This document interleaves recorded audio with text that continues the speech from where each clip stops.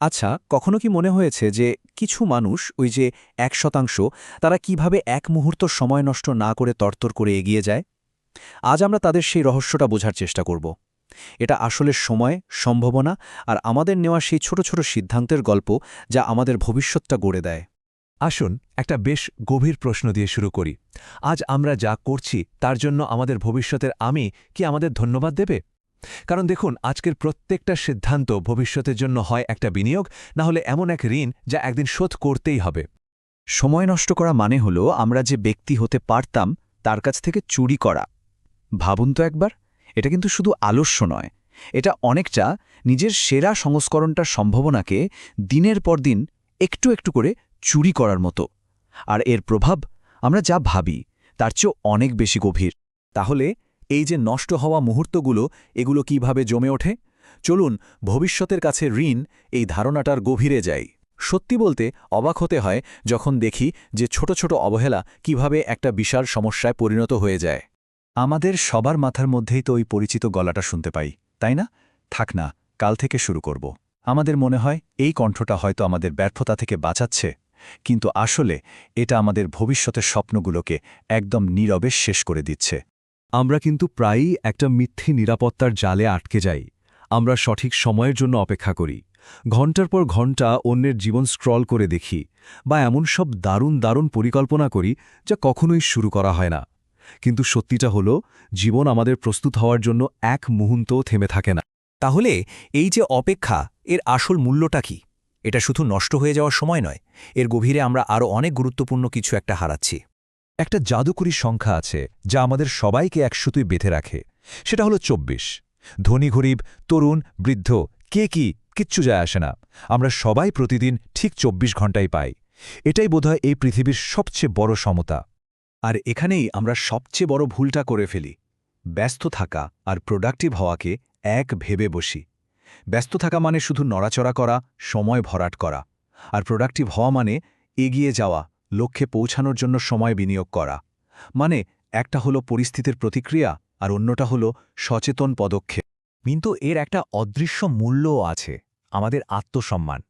যতবার আমরা কঠিন কাজের বদলে আরামকে বেছে নিই, ততবার আমরা নিজের অজান্তেই নিজেদের একটা বার্তা পাঠাই যে আমাদের স্বপ্নগুলো আসলে অতটা গুরুত্বপূর্ণ নয়। আসল কথাটা হলো, আমরা যখন অপেক্ষা করছি, আমাদের মতোই চ্যালেঞ্জের মুখোমুখি অন্য কেউ নিজের স্বপ্ন গড়ছে। এটা পরিষ্কার প্রমাণ করে দেয় যে আমাদের পরিস্থিতি নয়, বরং আমরা সময়কে কিভাবে ব্যবহার করছি সেটাই আসল বাধা। তো সমস্যা নিয়ে তো অনেক কথা হলো, এবার চলুন সমাধানের দিকে তাকাই। আসুন সেই ১% মানসিকতাকে একটু বিশ্লেষণ করি, যা তাদের বাকিদের থেকে একদম আলাদা করে তোলে। জীবনটাকে না দুটো পথার মতো ভাবা যেতে পারে। একটা পথে ৯৯% মানুষ শুধু দিন কাটায়, কোনো মতে টিকে থাকে।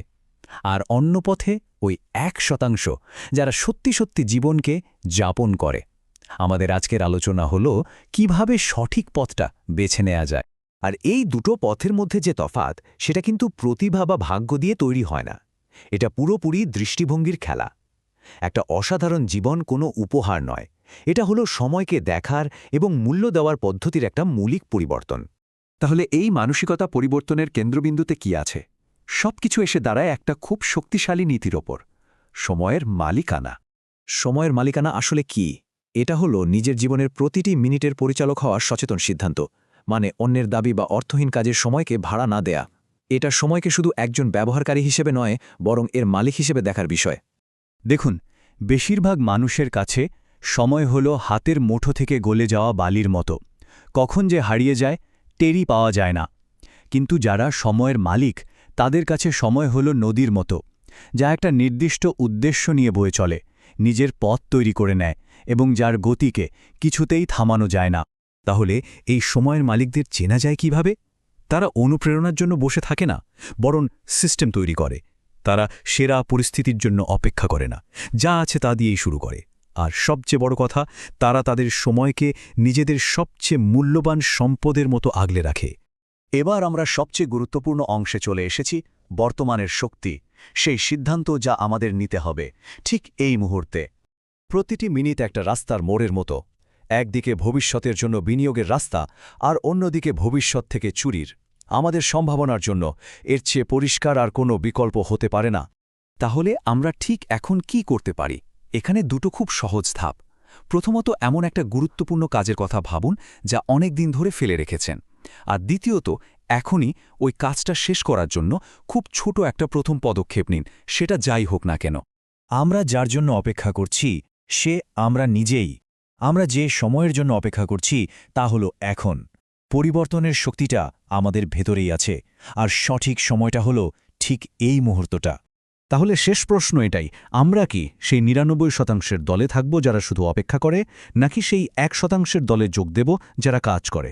সিদ্ধান্তটা যার যার নিজের, তবে ভেবে চিন্তে নিতে হবে, কারণ সময় কারো জন্য অপেক্ষা করে না।